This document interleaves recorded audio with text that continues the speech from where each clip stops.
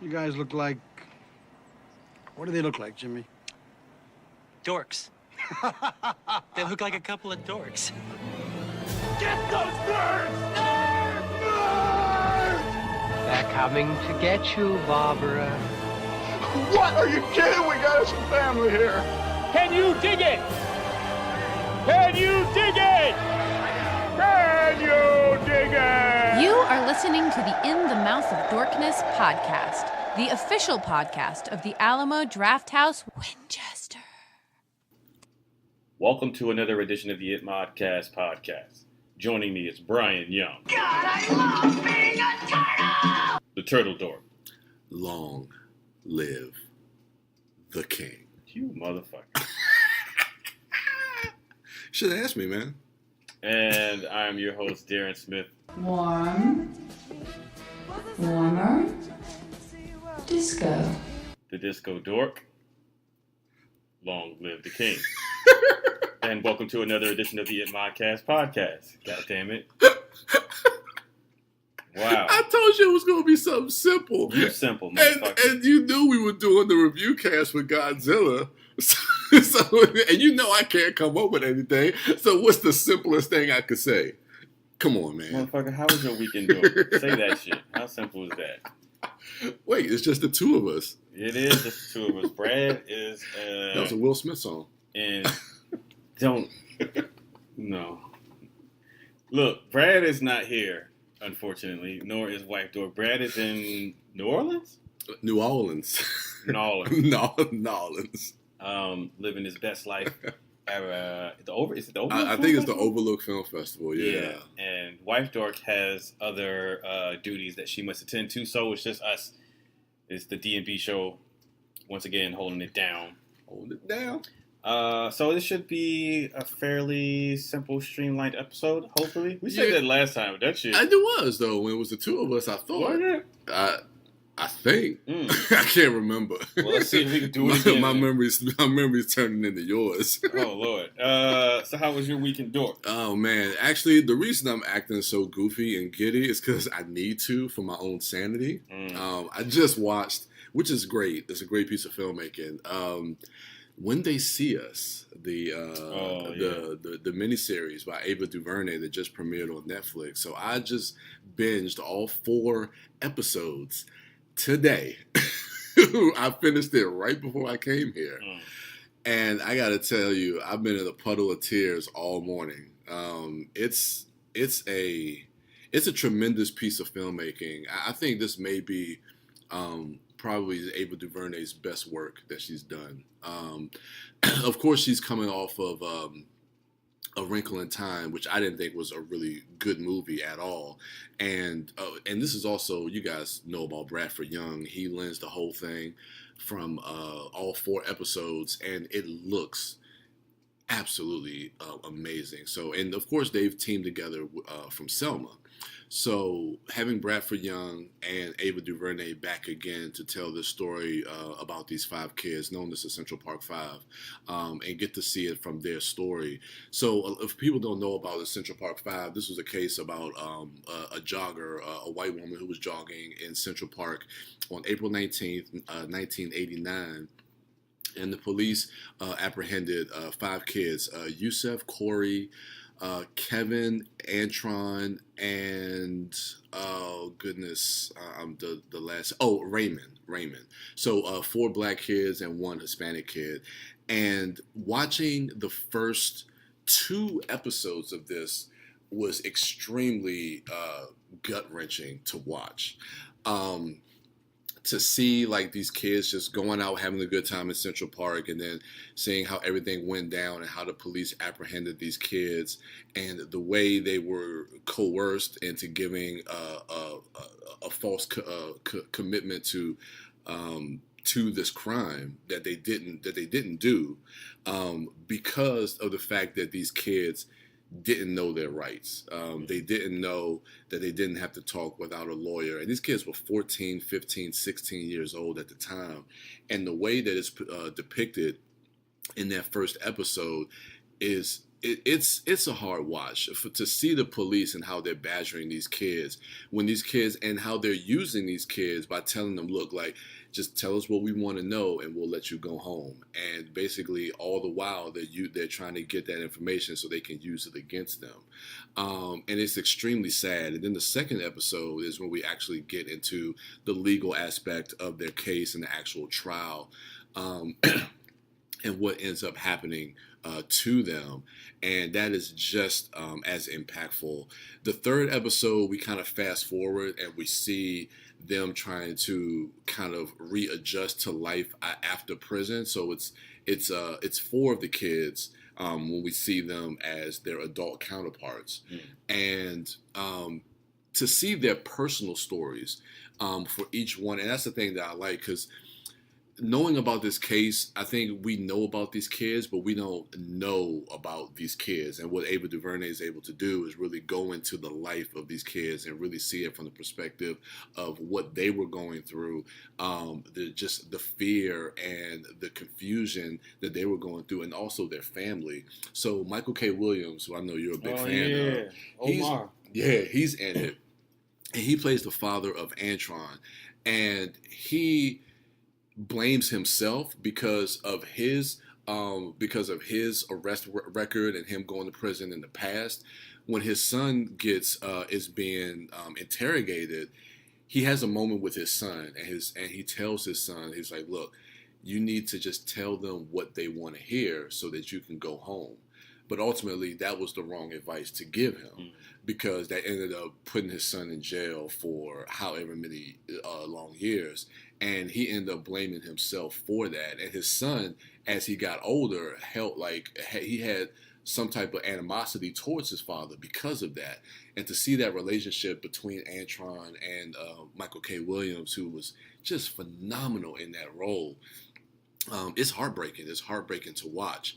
John Leguizamo and his son Raymond, just to see that whole story and how that plays out. And then when you get to episode 4, because 4 of the kids went to juvie, the one kid who was 16, which was Corey, they sent him to Rikers. Shit. And he basically, the last episode basically focuses on him and everything that he went through, go from Rikers and being transferred to all these different prison facilities, and how he was getting beat up. Then they almost got killed. He asked to be put in solitary confinement. It got really bad for him. And just to see the trauma that all these kids went through, I just don't even know how to describe it. It's extremely heartbreaking. But the one thing about Corey's story in episode 4 was the fact that every time he had a parole hearing, the parole hearing, they're just saying, look, if you want to get put on parole, all you have to do is just to admit to the crime that you're accused of. And it's basically having him basically relive everything that happened to him when he was a teenager, when they were saying, look, give us this information, just work with us if you want to go home. And now he's right back in this situation, but now he's been in prison, and they're saying, look, admit to this crime and we'll put you on parole so you can get out of here. And he stood his ground, and he said, I'm not going to admit to something that I didn't do. And he stayed in prison, I think, until the actual rapist, who in 2002 admitted to the crime. So he stayed in jail that whole time. I mean, I don't even want to say fortunately, but the five guys were exonerated of that conviction in 2003. Once the actual rapist came forward, they end up suing the state of New York. And the state of New York settled in 2014, and I think they settled for like $41 million. So I mean, they've been compensated, but you can never get that time back that they've lost. And excuse me, but it's incredible, man. It's an incredible piece of filmmaking, and it's funny. Like, I'm debating if I want to put this as, like, categorize this personally as a film, because it's on Letterboxd, and this will probably be one of the best films I would say I've seen. How long all is each year. episode? They're long. So I would say it's 4 episodes. They're probably about 5 hours each because each episode. Wait, what? Because each episode is like each episode is 5 hours. No. They're together. I'm sorry. God damn! I'm like, when did you start this shit? Do you know what today is? Total is about. Shit. It's 4 episodes. They all total to be about 5 hours. About an hour and 20 minutes apiece. Yeah. So like some episodes like an hour 10, hour 12. The last episode is an hour 27. So like Ava Duvernay has been given a lot of amount of time to really take her time to tell this story about these kids and really get into their life. And that's why I appreciate it. I mean, I know a lot of people get on Netflix. Does it feel like a miniseries or does it feel like a long movie broken up into 4 parts? It feels like a long movie. And Ava DuVernay, if you follow her on Twitter, she even says that they approached this and they filmed it like a movie. And I think when you watch it, especially like the way you get invested into it emotionally, like me binging this and watching this for 5 hours today, it takes you on an emotional journey where if I was to like watch an episode and come back to it and watch it again, I don't know if I would be as invested. I mean, I don't know. Maybe I would, maybe I won't. But it plays well. If you have 5 hours to give to it, I would say sit down and watch it. I think this is something important, especially for parents who have kids, especially kids with young black boys and brown boys. I would sit down and watch this piece of filmmaking and sit down and talk to your kids about their rights, because I think that's the one thing that you take away from this movie. I keep calling it a movie. I'm gonna say it's the takeaway from this movie is the fact that kids, especially teenagers, need to know their rights and not be intimidated by the police and by the justice system. You can't be intimidated by that. You have to know what your rights are. And these kids, unfortunately, at the time didn't know their rights, and the police used that against them. It's sad, but it's a powerful piece. And the film, and like I said, visually it looks amazing. I mean, we talk about Bradford Young. I mean, the dude is just amazing at what he does. Yeah, man. He is incredible. And like I said, and him coming off of Solo and Ava coming off of Wrinkle in Time, you can almost tell that they didn't have a good experience inside of the studio system. So for them to kind of come back and do something that's more personal, that feels like a passion project, you can feel that they're putting everything into this. And I'm glad that they were able to do something like this to really kind of just maybe rejuvenate their own creativity, like, because we know what Ava is going to do, New Gods, and I don't know what Bradford Young is going to do next. But this was just, I mean, it was great. It was great. It's a hard watch, and I know we talk about it a lot when it comes to dealing with, social injustices and things, like seeing that type of stuff on film. And I mean, I would never fault anybody if they say, you know what, I just don't feel like putting myself through that, because it is hard. But I mean, I think if you do decide to watch it, you will get a lot out of it. I'm gonna check it out. I don't think I could deal with that shit right now, because I just watched the documentary on HBO, The Case Against Adnan Syed. Oh, okay. That the documentary about basically a follow up to that Serial podcast. Okay. About that the guy Adnan, who happened in Maryland. It's in Baltimore actually. Oh shit. He's in jail in Maryland right now. About him being charged with the death of his ex-girlfriend. And the documentary picks up after the podcast, and basically it kind of details like the cultural phenomenon that podcast ended up becoming. Yeah. But then it like expands on the questions that the podcast, because at the end of that podcast series, like there were no answers. Like you just that lady, she didn't know, she couldn't deduce if she thought Adnan was guilty or innocent, and like most people who listen to it were either on the fence.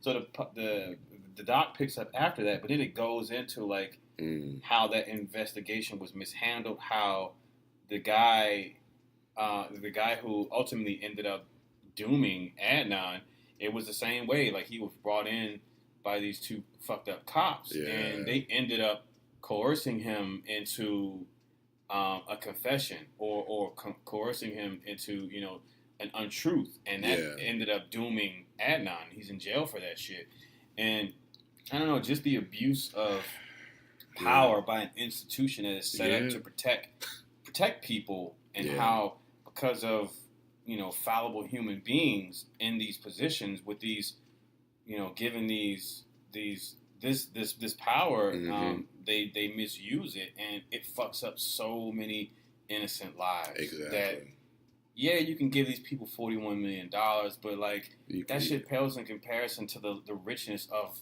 life they potentially could have lived had they not been in jail or incarcerated. And that shit is it's just hard to. I mean, you know, and then at the same time, like, you don't even have to watch a documentary or a mini movie series to see people in power using it and causing injustice and ruining innocent people's lives, building walls, separating families, kids being killed at detainment centers, and just the law in general in our society now. You don't even have to watch a movie or a documentary to see examples of that shit. It's like you see it every day. Every single day.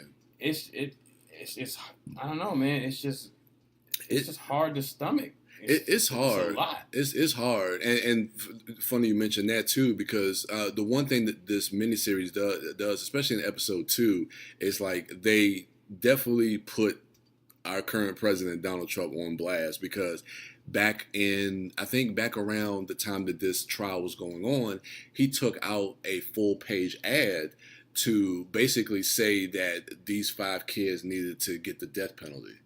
And Ava Duvernay made a point to, just the same way how Spike Lee in Black Klansman tries to point the finger at Donald Trump in certain ways, Ava is doing the same thing here. And I mean, I don't want to say that feels forced, but you can definitely see that there's an agenda as far as trying to portray Donald Trump in a certain light. But not only say want to portray, because that's something that he actually did. You know, that's something that he actually did, and is part of that trial and that case and that whole story. So it was something that I thought needed to be said, that this man who have some. He's a world leader. Like, people are going to look to him. Exactly. Did something like this. Took out an ad saying that these kids, before they were even convicted, basically just condemned them to death. And now he's sitting in the biggest office in the country. So, I mean, it's sad. It's extremely, extremely sad. That's why watching shit like this is hard for me, because for me, like, what makes it hard isn't just the material or the subject matter that I'm watching, but me, because I overthink everything. Like, I'm thinking about everything else, like, that stems from it. I'm thinking about, like, our current political climate, socio-political climate. I'm thinking about all that shit. So it's just more weight bearing down on me, like, emotionally and mentally. And that shit is, and then, I mean, even if you didn't have all that, if you just focus on the subject matter and these people and these kids, like, it's still heartbreaking. Exactly. In and of its own. So I don't know. I'll probably end up watching. I just gotta. I'm still thinking about that Adnan Syed thing, because it's still ongoing. Like, that documentary ended. When that documentary ended, they had an update as recent as this past February about his trial. Yeah, so it's fairly new, and he's still right now waiting for appeal. He's up the road in Maryland. He's up the road from us.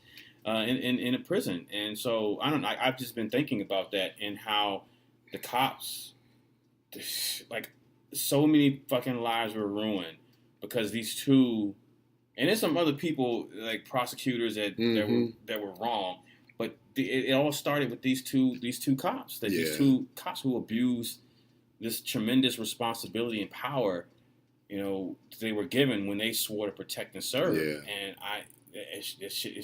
it's stuck with me. It's not sitting well with me. So I don't know. It's gonna take some time before I can watch this one. And like I said, I fault nobody, because it's hard, and I know me, because I'm just an emotional person, man. I was crying, like, throughout this whole thing, man. It's just I mean, it's hard. It's a hard watch, but I think I would definitely recommend it. Well, you know, the reason why, like, I don't even say force myself, but I do.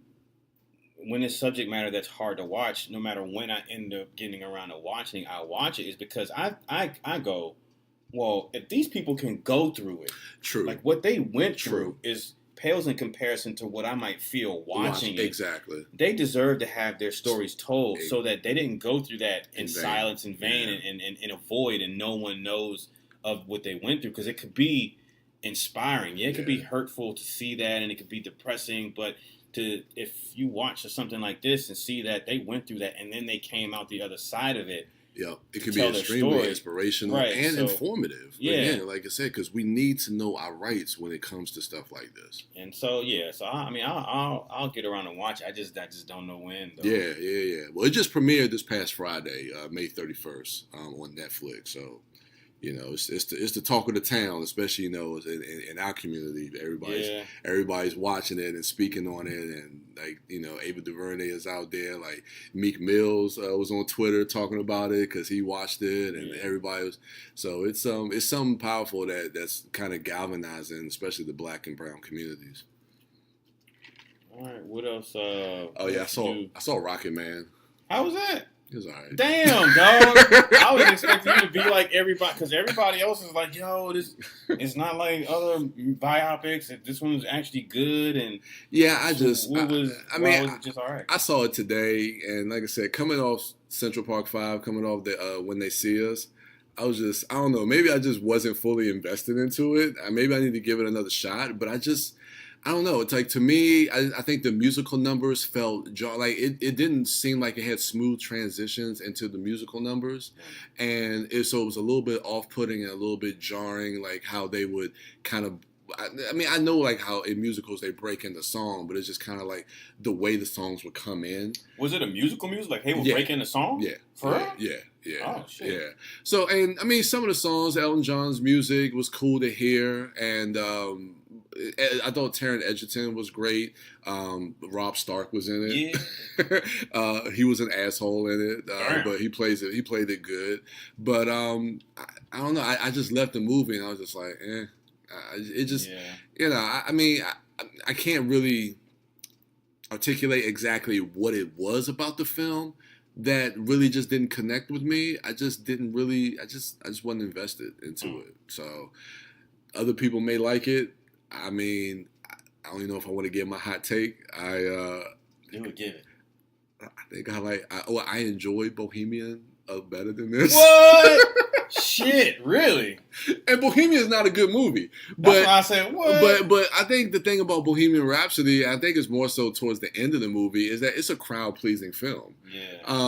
There were no moments like that in Rocket Man? Not really. At least not for me. But this feels more like an actual film that's getting into the life of Elton John, where that Bohemian Rhapsody just felt more like a capturing moments, and just more like I don't want to say like a stage play, but I don't even know what the word is, but I don't know, but it just didn't work, man. I don't know. It's just not for me.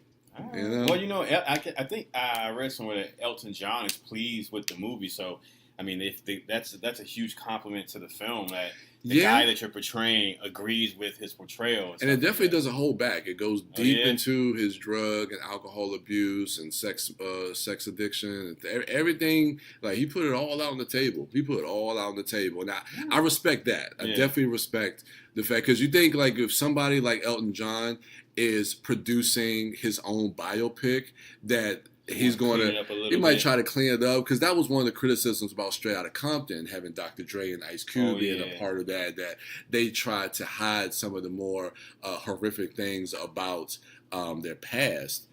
To try to make them look like, look a little bit more clean cut. But to me, and I don't know what else Elton John has in his life or in his past, but it looks like he was just an open book, and he put it all out there. So I respect that, the fact that he was involved and said, look, put the good and the bad out there. So, all right. Yeah. What else? What trailers came out this week? What did come out? The Rambo. What do you think about the Rambo trailer? Oh, yeah, Rambo came out. I did do that. And I think Last Blood. It's like a switch. Oh, that's the wrong movie. Wow. Over the top. I like it. No, I'm looking forward to it, man. I like the idea of Rambo coming back, and the only thing I don't like about it is why the cartel are coming after him. Because in the trailer, there's a moment where it looks like he's in Mexico, where like all these guys are surrounding him with guns. Mm-hmm. So I'm thinking like, okay, did he do something to them to make them retaliate against them? Because they made it seem like he's just living like this peaceful life on this homestead, and then the cartels just come. It's just like, why, like, oh man, like, get off my lawn, and then, like, he's just got to kill all these people. But it feels like they're coming to retaliate against something that he may have done to them. It probably, what it probably was. He's probably living his peaceful life. Somebody he knows or somebody connected with his past has his girl or child kidnapped by traffickers or in the cartel in Mexico or whatever. I need you to help. I need your help, Rambo. I don't know anybody else. Go get her. He goes down there, fucks some people up, gets her, brings her back, and then the cartel's like, who the fuck did this? Oh, some Rambo guy. Let's go get him. Yeah. And probably some shit like that. Probably. Yeah. But I was just like, it just feels like, now, is he the one starting shit? Because, at the end of Rambo, he comes back home. It's like he's living this peaceful life. It's like, you're good. It's like, but it's like, now you still going out starting shit. Maybe he got bored. Man, I ain't killed nobody in a while. I need to shoot somebody with a 50 cal. I was like, dude, or maybe he has a death wish. I mean, I could see him dying at the end of this movie. I mean, this is probably the last Rambo. Yeah. I could see him, and it almost feels poetic, like if that was his fate. Well, that's all of our fates at some point. But for his, was to get murdered by the cartel? Not to get murdered. No, damn. No, but not to no. I don't want that to be my fate. I mean, not to make it morbid, but that, we're all going to die at some point. But I'm just saying, for Rambo, for his story, like, it's just, his fate maybe to go out in a certain violent way, in a certain way, or maybe blaze of glory, or just the arc for this franchise to see it come to a close with him dying. Because everybody was like, "Oh, Rocky needs to die." Like, no, Rocky doesn't fucking need to die at the end of Creed 2. Like, come on, man, like. We love Rocky. Why do people want to see their beloved characters die at the end of a franchise? Why can't they just live on? Why can't they just be like Jon Snow and just go beyond the wall with the wildlings? Why can't people love Rambo? Yeah, but the type of life that Rambo lived as a vet, as this guy that suffers from this PTSD, this trauma, and killing so many different people. I mean, it seems like that's almost more of a fitting end for him to go out in death than somebody like Rocky. If you compare his two iconic characters, you know what I'm saying? Yeah, but Rocky old as fuck. Okay.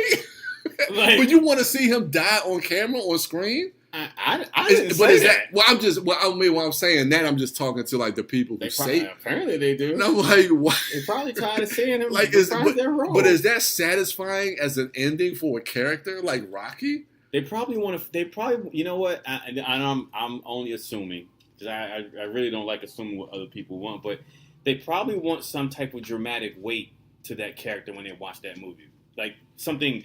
Because apparently whatever's in Creed or Creed 2 is not dramatic enough for them. But I feel like because they have a history with that character, if he were to die, that would be, oh my God, I feel so emotional about the character once again. So maybe they want a really huge, impactful, emotional connection with the character. And I feel like if that character dies, that would be a catalyst for a significant emotional response to that character. Possibly, but I just don't know why, as fans, we always have to revert to death for us to have some type of dramatic impact on how we feel about a character. Because, I mean, and, I think that's just a response to a history of cinematic language. That's that's what we've been subconsciously programmed to feel like when someone dies in a movie. That's when the tearjerkers, the pulling at your heartstrings, like that's a script. That's that's in the DNA of storytelling that we have.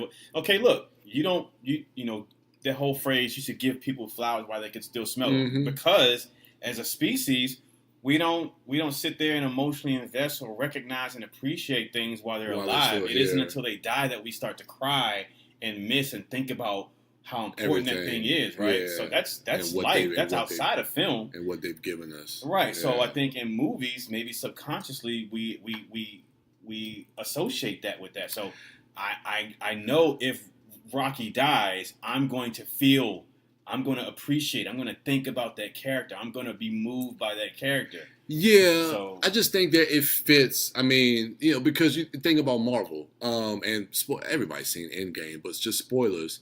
Tony Stark, like when he dies at the end of Endgame, but we've seen that built from the very first Iron Man, so that when he dies, it just doesn't feel like it comes out of nowhere. You know what I'm saying? So that's why I feel like the same thing with Rocky. With Rocky though, him that's being why I think sick, it feels more in line with Rambo than it would be for Rocky if we're looking at Sly's two iconic characters with them having a complete arc. I think that's true if you're looking at in the way that each of those characters dies. Like if Rambo dies in a violent way, okay, that would be in line with how he lived. But if not necessarily, if Rocky dies, if he just dies like in his sleep, or if he succumbs to one of his illnesses or a traumatic brain injury because of his boxing, if it is in line with how he lived, then I think it would be still as fitting as if Rambo died. I just think it's the method. Like now, if at the end of the movie, if he and Creed are walking out of the stadium and he get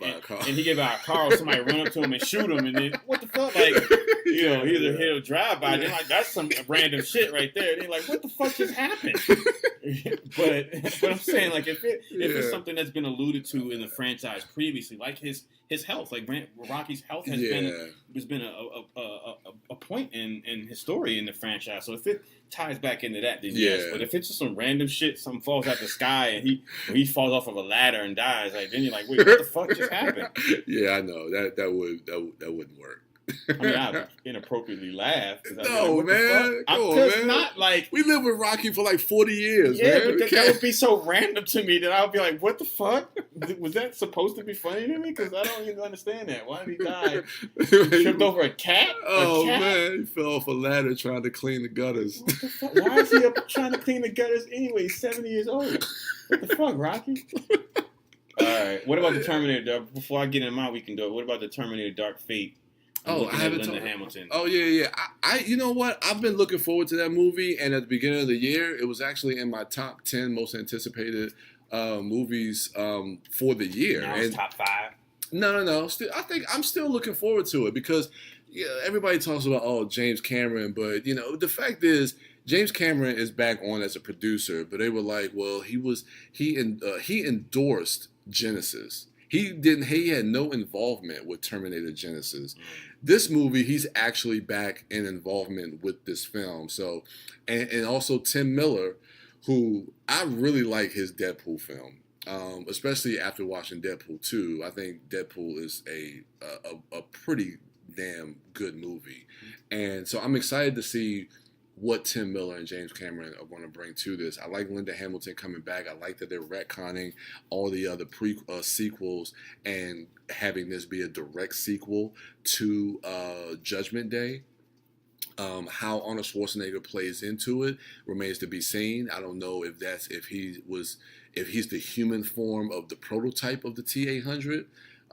That would be interesting, and I mean, I think they could make that work. I like how they're moving the story to Mexico and focusing on these other Terminators, where I think they could kind of hand this franchise over to a new set of characters.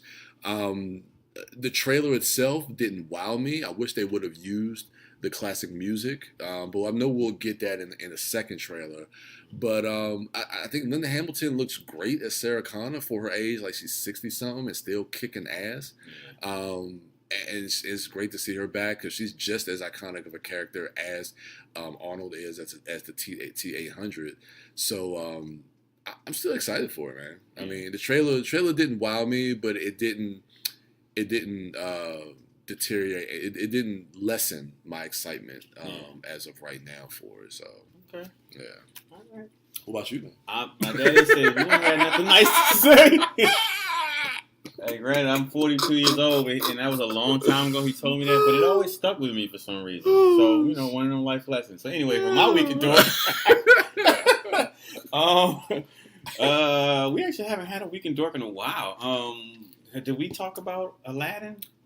I wasn't on. I had to shoot, so I wasn't on that episode. Neither was I. So I saw Aladdin. I enjoyed it. I saw Booksmart. Okay. I enjoyed it. Yeah. I saw Brightburn. Yeah. I saw Brightburn, and then that was the previous week. This past week, on I think it was Tuesday or Wednesday, the Alamo was showing a 4K restoration of Alien. Alien, yeah. Okay, Maybe yeah. that was a Monday. It was the original Alien film, and this is probably my second or third time seeing it on the big screen. But all previous times also at the Alamo Drafthouse. But this was definitely the first 4K restoration I've seen of it. So that was like my main draw, just to see what the restoration looked like. But I would say like 10 minutes into that movie, and my focus shifted from the resolution of that film, image quality of that film, to just getting caught up in the story, the craftsmanship of that film. Yeah. Like this was 1979. I think. Yeah. I believe, yeah. So, nowadays, like if you look at a science fiction film, a genre film, a science fiction or a horror film, right? Either the music, the tone, the performances, or the effects, you're gonna have some type of camp, and one of those elements are gonna prevent the rest of the elements from gelling into a serious and straightforward tone, right? Yeah. Alien does that shit with aplomb. Like it's taken seriously, right? None of it's goofy. All the actors feel like, oh, I recognize the caliber of actor I'm performing against. I'm sitting across the table from Yaphet Kotto, so he's not about to make me look bad in this scene. I'm gonna bring my A game. Okay. And Tom Skerritt is like, yo, Sigourney Weaver is killing it right now, so let me elevate my shits. And Sigourney Weaver's like, yo, Ian Holm right now is killing the scene, so I'm definitely not about to slum in this. So everybody is they're all taking this script about these space truckers, right? In space, who get a space spider attached to a man's face, and then it bursts out of his chest, and now they're running around this ship. It basically, becomes like a slasher film at the end. People getting picked off one by one. And you look at Friday the 13th, there's camp involved in that. Oh yeah. You know what I'm saying? Yeah. You look at the Halloween films. As much as they're revered, they're never taken as like high art. Well, to some, I don't want to discredit the horror movie fans, but to you, to the masses and everything like that, like there's always that, oh my God, how did he pop up in front of her right there, or the silliness. Like there's some silliness involved, but like with Alien, like there was none of that, from the cinematography, to the writing, to the way that Ridley Scott directed that shit, to the craftsmanship that was put into like the practical effects, the sets, and all that. Like, and because it was in 4K, I'm able to see everything now. I'm able to see details. I'm able to see textures. I'm able to see the craftsmanship into the models of the drop ship that lands on that planet.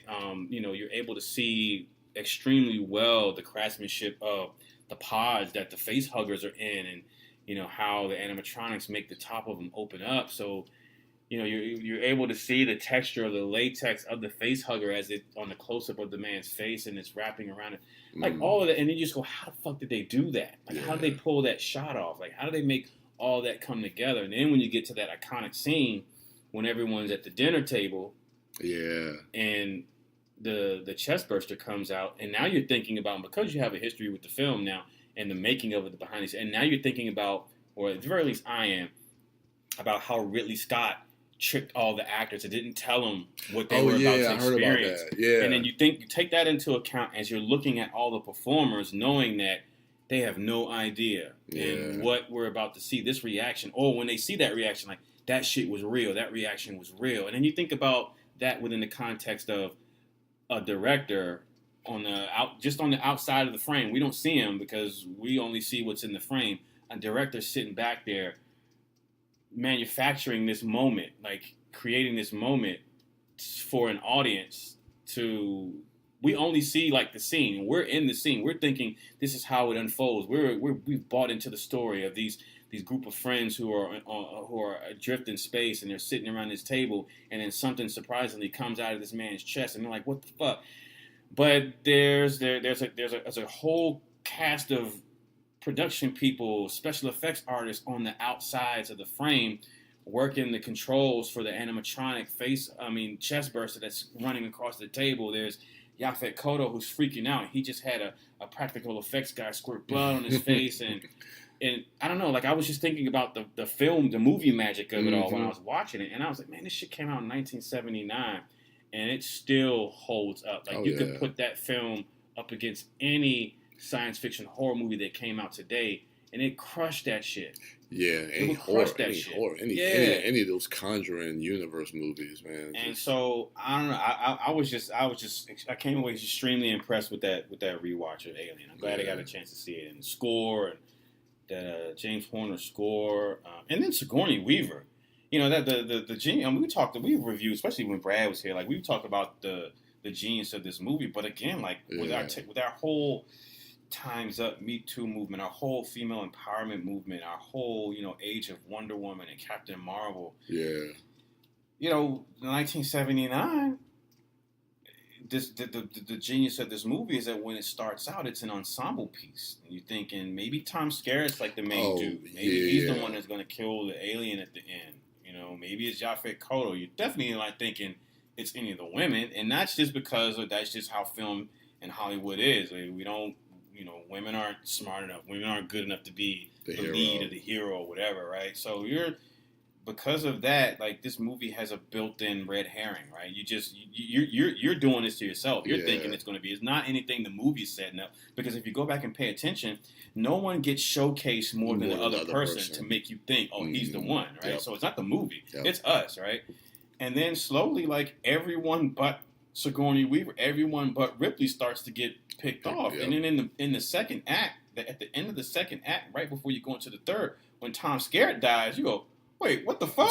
Like, hold up. Okay, if he can die, and so what happens with that is that on your first watch, if you've never seen it, if you just don't know that Sigourney Weaver is going to be the one, once Tom Skerritt dies, then you're like, holy shit, anybody could die now. Maybe everybody's going to die. Yeah. Because I was thinking, like, he's the main guy, right? Yeah.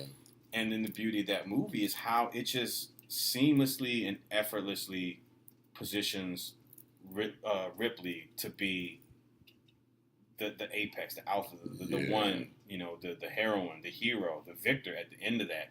And it doesn't feel forced. Yeah. It isn't out of left field. Yeah. Because if you watch earlier in the film, she's always present.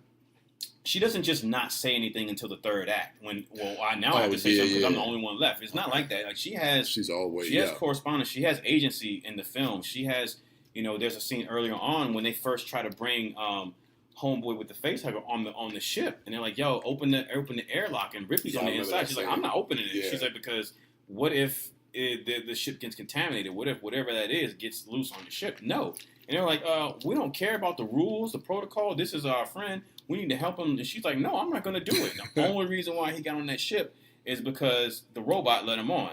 Yeah, because Ash, played by Ian Holm, Bilbo, let him on the ship, but Ripley stood her ground, and that was somebody who was, making an executive decision, who was having full autonomy of her own actions or whatever, and standing her ground, and not backing down. But it was circumvented by the robot. But still, like, so she had agency in that film. Like, so it wasn't like it was a turn that came out of left field or nowhere. But I just again, that was something else I admired about that movie.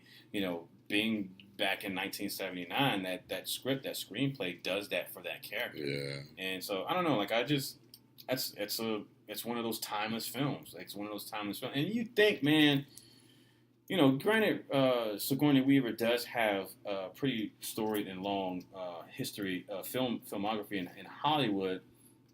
But you would, if an female actor had that type of role today, you'd have to think like she'd be getting offers. Like, why wasn't Sigourney Weaver like in more stuff? Because she was so good. Because that role doesn't call for her to be obviously she's not a damsel in distress. It calls for her to be assertive. It calls for her to be vulnerable sometimes because there are times where she's eliciting fear. And it calls for her to take action in spite of her fear. It's not like all of a sudden she just shakes it off and is so superhumanly not afraid anymore. She's afraid at the end of that film when she's doing that last-ditch effort to strap herself in before she lets the alien out the air hatch. Like, she's afraid in that moment, right? But she still takes action in the face of that fear.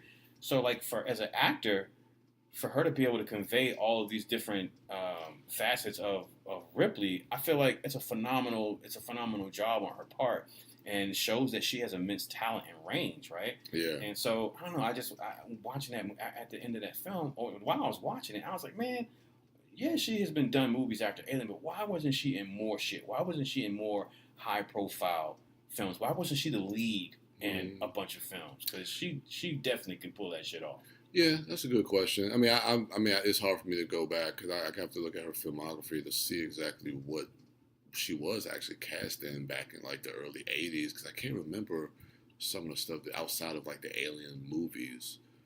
I don't know what else she's done. She's done stuff, but she's always been like a supporting character. But like nothing high profile. That she could definitely lead a movie. Yeah, she could definitely carry a movie. Is what I'm saying. But she never. She should have been like a Meryl Streep or a friggin'. Oh yeah. She definitely had the acting chops to do it. Yeah, but Hollywood being fucking ran by a bunch of fucking men, like just was being Hollywood, I guess. Anyway, finally last night I checked out Greta, that movie with Chloe Grace Moretz and Isabelle Huppert. That movie was fucking nuts. Really? It was. It's okay. It's okay. I watched it with my girl last night because we were supposed to go see it when it came out in the theaters, but we were looking for something to watch. I put that on. That would make a great double feature with Mom. I haven't seen Mom, but just from what the trailers, it's a similar story. Like these kids stumble upon a person who's fucked up, is a sociopath or a psychopath. Man. Yeah, it's one of those things. White females, the person has an obsessive personality. In this film, Isabelle Huppert is a woman who she lost her daughter, so she's lonely. So what she does one day, Chloe Grace Moretz's character is on the subway in New York. She's a immigrant from Boston. She's from Boston, but she's in New York hanging out with her friend Micah Monroe from It Follows. Oh, okay. And Micah Monroe's a New Yorker. Her dad just bought her this Manhattan apartment, and so Chloe Grace Moretz's character is here to help her break it in. Frances is her name. And so one day she's on the subway. She sees this Chanel bag on the train. Because she's from Boston and not New York and not all about herself or whatever, not a native New Yorker. She's, oh my goodness, I need to look at the contents and return this bag to its rightful owner. And it turns out it's Greta's bag. And she goes to her house. Hey, I found this bag. Greta's like, oh, so thank you so much. You could have, and it has money in it. She takes it home. Micah Monroe's like, yo, there's a fat wad of cash in here. We need to go get a colonic and go get our nails done and shit. And Frances is like, no, that's not the right thing to do. And I'm going to go return it. And that fucks shit up. Because it turns out Greta has been planting these bags on the subway for poor schmucks to have a good heart, bring them back. And then she does crazy shit. And so it was okay. Like, it gets nuts. I heard that movie is kind of crazy towards the end. Kind of predictable, but in ways it's not. But, if you've seen a movie like this, then you kind of know what's coming with Greta. But, it was fine. It was fine. I saw The Perfection. Everybody was. Did you see that? I did. You saw it at That's Fantastic the one I saw Fest? at Fantastic Fest. Okay, I didn't know if you saw it there or not because everybody was talking about it. So it premiered on Netflix. Because Netflix picked it up because everybody was raving about this movie. So I sat and watched it. I liked it. What did I tell you? That was like my second favorite movie that year. I could see it. I could see it playing well in the audience. I'm still trying to wrap my head around the ending, like the last shot. Yeah, the last shot. Have you forgotten that last shot yet? No. That's what sticks with me. Yeah. When that last shot, I was like, whoa, okay, look, I got goosebumps right now. I was just like, but yeah, that shit has so many twists and turns, and it's It's pretty good. It's pretty damn good. I think it's a pretty noteworthy achievement that movie doesn't collapse under the weight of all those twists and turns. Because exactly. In the wrong hands, you could just be like, yo, halfway through, I give up because this is too much. Yeah, because I think it's safe to say that it's a revenge movie. But, I mean, outside of saying anything else would be giving too much away. But what type of revenge movie it is? Not in the way, it's unlike any one that I've seen in recent memory. And the way they present that is just like, oh my God, yeah, that was pretty fun. That was, and I didn't realize that it was old girl from Get Out until the other night. I was like, hold up, that's the girl from Get Out. The black chick that's in there. She's from the Netflix series Dear White People. Okay. Yeah, she's really good. She was great in this movie. Yeah. Together, like both of them together were like really. They were really good. Yeah, if you haven't seen, granted, I haven't rewatched it for my weekend dork. I'm going off of memory from seeing it at Fantastic Fest. Okay. But I will say, like listeners, like if you haven't seen the film, don't read anything about it. Like, try not to read any spoilery reviews of it, whatever. Just go into it blind. And let that movie happen to you. It's gonna fuck with you. It's gonna fuck with you. You're gonna be like, wait, what? And we're not lying when we say like it takes a bunch of turns. But I feel like the journey is worth it. Like, and in the ending, I don't know. I might not be able to help you with the ending, but I will say, for me, at the very least, it's unforgettable. Like, I can't that final image of that movie is seared into my brain, and I appreciate it so much. Yeah, it was pretty remarkable the way they were able to put all that together. So yeah, I forgot that premiere because I think I watched that the week prior, but I saw The Perfection. I remember from that. So check it out and hit us up on social media and let us know what you thought. When we come back from the break, we're gonna do our review cast. Our review cast for this week is for my most anticipated movie of 2019, actually. And I've been very vocal about that on the podcast previously, and it is Godzilla, the King of the Monsters. So stay tuned. We'll be back after the break. Hey, this is Liz from People I Think Are Cool, a bi-weekly podcast where I interview my favorite creatives from across the globe. If you're looking for a dose of creative inspiration, then go to peopleithinkarecool.com or subscribe to People I Think Are Cool on iTunes and Stitcher. You like film, from cult to classic, from blockbuster to B-movies. And there just isn't that one place with all the fan fervor and passion that's covering the kind of mad, diverse brilliance that you love. Well, that's where you're wrong. AfterMovieDiner.com is that fan-built movie nirvana just for you, featuring the sweet, sweet writings of the wife dork herself. AfterMovieDiner.com. Go there. Be the best you can be. All right, ladies and gentlemen, we are back. As I said before the break, today's review cast is for Godzilla, the King of the Monsters. God damn. Are you going to be able to get through this review cast? Well, you're going to help me out because you're going to do some of the heavy lifting. That's not even heavy lifting. Like, you're going to be gushing about it too. Yeah, I am. Because I'm just going to be conferring with you, and I'm just going to be agreeing with you. This is what I want to say. So, 5 years ago, Gareth Edwards does his interpretation of the classic Toho monster, Godzilla, in 2014. That film starred Aaron Taylor Johnson and Bryan Cranston and Sally Hawkins and Ken Watanabe, Scarlet Witch, and that's right, Elizabeth Olsen. Yeah. And that film was met with mixed reviews, to say the least. Yeah. Right? To be generous. A lot of people's complaints were that Godzilla was barely in the film. Not enough for the fighting. Not enough of the fighting, and it was more focused on the characters. And then on top of that, the characters that the movie was focused on were not particularly interesting. And on one hand, if someone felt that way, I wouldn't argue that. I could see that. For me, I enjoyed it. I actually like that movie a lot. It's actually, that design of that. This iteration of Godzilla is my favorite Godzilla design. But I mean, outside of that, I enjoy that movie a lot because it's not the format of that film is not uncommon for a Godzilla film. It actually parallels the original Godzilla film almost perfectly, right? Like Godzilla in the original film was not featured in that. He did not have a lot of screen time. and that movie was very character focused. Now, character and story centric wise, it may have had more weight than the 2014 Godzilla because of the parallels and the themes that that Japanese film was dealing with and speaking on.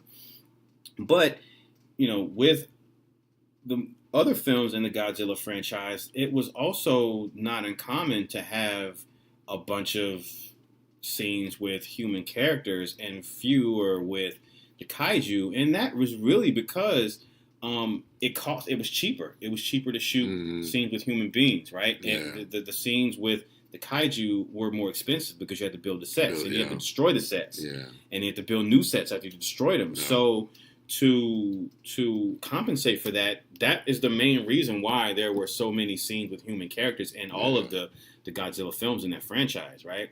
But a movie like, and this is one of the sticking points to King of the Monsters. A movie like Godzilla, the 2014 version, has an uphill battle to climb, right? Because more than a regular film or a non-franchise film, it has to appeal to fans of the franchise who are familiar with a storied history of this particular character and franchise. Yeah. But it also has to appeal to a casual audience who the general audience is not familiar, with that. And so people who are familiar with the Godzilla franchise, who are familiar with that particular skeleton of the story, where it's going to be a bunch of scenes that you don't really care about, the space aliens, the people in the funny silver costumes, and the human characters and the kid, and then you're going to get to like some fighting with Godzilla. People who are familiar with the franchise understand that that's par and parcel with these films. But people who aren't, they have to sit through. Sell them on something. Right, you have to sell them on something, and I could see how maybe the first film would not be appealing to even the casual fan of Godzilla. Now, that brings me to Godzilla King of the Monsters. This one stars Millie Bobby Brown of Stranger Things fame. Millie Bobby Brown. Vera Farmiga of I'm going to always say Running Scared first because that's like probably my favorite movie that she's in. And I like her in what's the George Clooney movie? Up in the Air. Up in the Air? Yeah, oh, yeah, she's good in that. She's also in the Conjuring films. Yeah. And we also have Kyle Chandler. We have Shea Jackson Jr. in a small supporting role. Bradley Whitford. Brings some of the comedy. Thomas Middleditch is in it. Ziyi Zhang. Yes. Oh, my gosh. I love seeing her in Western films. And Ken Watanabe, Sally Hawkins returns. Before we get into the film, let me ask you, speaking about the two types of audiences for the franchise. You have your diehard fans, and then you have your casual fans. So, I think it's safe to assume that you are more of a casual Godzilla fan. Yeah, but I guess a casual fan, but I guess being connected to you, I kind of know a little bit more than the casual fan. So with that, how was your taking that into account? What was your experience? We'll get into specifics about the movie, but what was your general overall experience going into King of the Monsters? After watching it, or my expectations? Well, both. First expectations, but then watching it. Well, expectations were high just because I thought they sold us on the trailers. I mean, I think these are some of the best trailers that they have all year long. Yeah. And so, like, even just being a bit more of a casual fan, I was excited, even though I was lukewarm on the 2014 film. Yeah. More so just as a simple fact of just my experience of watching it, because for me, I just thought it was too dark. Yeah. But after watching the movie, I think it lived up to all my expectations that I was looking into, that I was expecting. And you've seen it twice. I've seen it twice. So compare your first and second watch. Well, I was able to kind of just focus in more. I don't want to get into a rant because I was going to do a YouTube review, but if it was going to feel more like a rant, because something that bothers me is the fact that I think that a lot of times when it comes to specifically these Godzilla movies, so many people, their main criticism is always, I don't care about the human story. Like, the human story is not that great. All I want to see is the monsters fighting. My whole thing is, if you want to see monsters fighting, you want to see a short film. Because I don't want to see a 30-minute movie of just Godzilla fighting different kaiju. Yeah, I want to see it, but I want to see a through line that tells a story. And a lot of times that connection is through the human characters. Yeah. And I thought that this story, I actually really got invested into the human story. And I think a lot of that, I mean, if people have complaints about the actual story with the humans, okay, I can't fault you on that.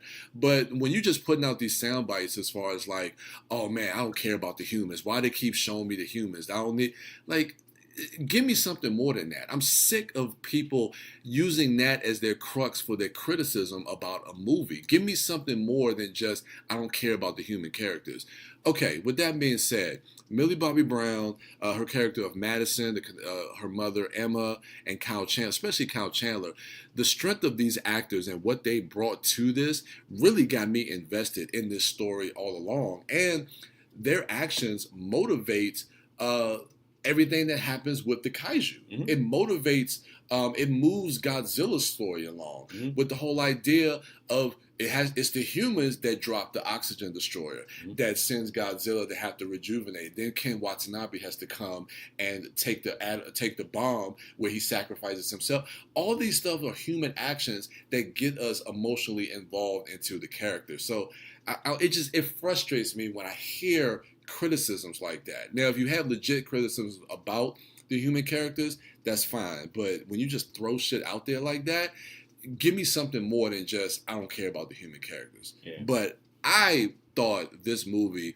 and you mentioned it after we saw it the first time, where a movie that goes from the first film to the second film and how different that they are from each other, that is this movie. Like, King of the Monsters is completely different than as far as aesthetically, like just the look of it, how they use the music, the homages that they have, like the way you could tell Michael Dougherty is a fan. You know that he loves this friend. And even me not being a diehard Godzilla fan, I could see the love that Michael Dougherty is putting into these characters and how he's trying to bring that to people like you who love this stuff and have been invested in this for years. Yeah. And to see that fandom and to see a director that cares that much about the property and to bring that fandom to other fans, I mean, that right there is just satisfying for me to see. Yeah. You know what I'm saying? So, I don't know, man. I enjoyed all different aspects of it. So, all right, so the film opens up actually, and the opening scene takes place at the end of the 2014 Godzilla. Yeah. And the scene in the Gareth Evans film when Aaron Taylor Johnson and his paratroopers are jumping out of that C-130, they're doing that halo jump. Across town is Kyle Chandler's Mark and Vera Farmiga's Emma. They're looking for their son amongst the rubble of the destruction in San Francisco. Yeah. And it is implied that due to the fighting, that their son was killed in the destruction. And so that sets the emotional tone and the motivation for both Emma and Mark. Yeah. And how they each choose in their own ways to deal with the passing of their child. Right, so Emma dives headfirst into work and research, and we're introduced to Millie Bobby's character, and they are in the Yunnan mountains in China. Yeah, I forget what post that was. They're on the Monarch, the organization. So in this film, the difference, one of the differences between this film and the first Godzilla is the expansion of the world building. Right. So yeah. Monarch is this mysterious, almost clandestine type of government, maybe non-government entity that they're aware of the existence of these monsters, and they mysteriously research and they're mysteriously funded and they're looking for all these different kaiju. And that's really all we get, right? We don't get too much of the inner workings of them. We just get the proxies of Sally Hawk's character and Ken Watanabe's character, Dr. Serizawa. They're the spokespeople for Monarch. We just know that they work for them and that Monarch exists, right? Well, in this film, Monarch's presence is expanded, and that is a direct result of Godzilla's appearance in the previous film. Like once Godzilla makes himself known to the world, Monarch also has to kind of make themselves known to the world. And in one of those ways that we see in the film, they have multiple outposts all around the world. Yeah. And the film opens with one in China, and that's where that's where Madison and Emma are, and that's where Mothra is, her cocoon, her egg, and we see the hatching of that, and then there is a kidnapping and an assault by Charles Dance's character, Mr. Jonah. Jonah, or his last name is Jonah. Jonah Allen. He's an eco-terrorist. Right, he's an eco-terrorist. So we got Tywin Lannister. Yeah. And so the cool part. Are we gonna get into spoilers? Yeah. So we're gonna get into spoilers. It was cool seeing this the second time, knowing the twist of the post-credits. Of Emma. Her relationship with Jonah, right? Jonah. So when this scene happens, which, like you talked about the difference between how this movie looks at the first film. Michael Dougherty, the way he shot this film, like there were a bunch of really cool, impressive sequences, but also shots in the film. So when Jonah comes in and he shoots that doctor in the face, he shoots the guy in the face, and it's from behind. You just see the glass shatter, shoot him in the head. So anyway, like there's an interaction via glances that Jonah gives Emma, and knowing the twist, that scene played different for me this time because she has to act aloof, like, oh my God, what's happening? What's going on? So anyway, Emma and Madison get kidnapped by this eco-terrorist, and they take this device, and Emma has she's created this device that can called the Orca? The Orca that can communicate. It was initially used to communicate with whales to move them away from shorelines. But she's retrofitted it to communicate with different kaiju. And so they were in the process of using it to awaken Mothra and communicate with her. So the eco-terrorists kidnap her and Madison. And then the film introduces us to Mark. And Mark is Emma's husband. And after the death of their son, whereas Emma dove headfirst into her research, Mark kind of just separated himself and went out into the wilderness to study wildlife and animals. And so dove head first into that bottle. Yeah, and so we see him studying wolves and the behavior of wolves and photographing them. When Monarch approaches him and says, "Hey, we need your help. Your estranged wife and your daughter were kidnapped. There's been an incident in one of our sites." And Mark used to be an employee at Monarch as well. Yeah. He worked alongside Emma, and they both co-developed the Orca instrument. So when Kyle Chandler's Mark is introduced, what did you think about, like, firstly, his performance and his and how the film uses his motivation? Because they want him to help. They want him to advise them on Orca and maybe using the signal to track the location to strictly find him. So initially he's brought in because he just wants to locate his wife and his kid. Exactly. But he becomes more invested in the bigger picture. So what do you think about that character? Well, I like the way they set up Kyle Chandler's character in the beginning, because it puts him in the place in the beginning where we have this arc where he ultimately ends up towards the end, and that's how he feels about Godzilla, because basically he's on the same page as the government, where they just want to eradicate all the Titans. Right. And I guess because of the death of his son, I think Andrew was his name, maybe he feels Godzilla is responsible for that because of everything that happened in San Francisco. So that's where he's kind of focusing a lot of his anger is towards Godzilla, because he even mentions, like, you guys need to kill all these things, especially him. Yeah. And I like throughout the course of the film how that slowly starts to change when we see Godzilla on our side, and the fact that, once Godzilla is gone, and we'll get to Ghidorah and how they're basically just laying waste to all the major cities and everything around the world. Like, Mark is like, oh shit, maybe we do need Godzilla. Yeah. So in the beginning, I like the fact that they set him up as kind of like that vengeful guy that basically wants to kill all these Titans. So that's an interesting place to start him, to give him that arc to really be on Godzilla's side towards the end of the film. But I do like the way they set that up, where he is. So after they go get Mark, they introduce him, and they say, all right, well, you can help us track this Orca. And doing that, we want the Orca, you want your wife, so help us out, we'll get that. So ultimately his skills lead them to Antarctica because that's where the orca is. Yeah. And Charles Dance's character, Jonah, wants to use it. He wants to get Emma to use it to awaken Ghidorah. Yep. So another cool image that this movie had. Okay, I'm gonna stop. I'm gonna put it out there now. This is my favorite of Godzilla's entire franchise. This movie. Oh, really? This is my favorite Godzilla movie. Okay. For multiple reasons. Okay. One of the many reasons is because there are so many. As a fan of the franchise, as a fan of these different kaijus, a fan of Ghidorah, Rodan, Mothra, Godzilla, this movie fetishizes them in a way that no other film in the franchise has.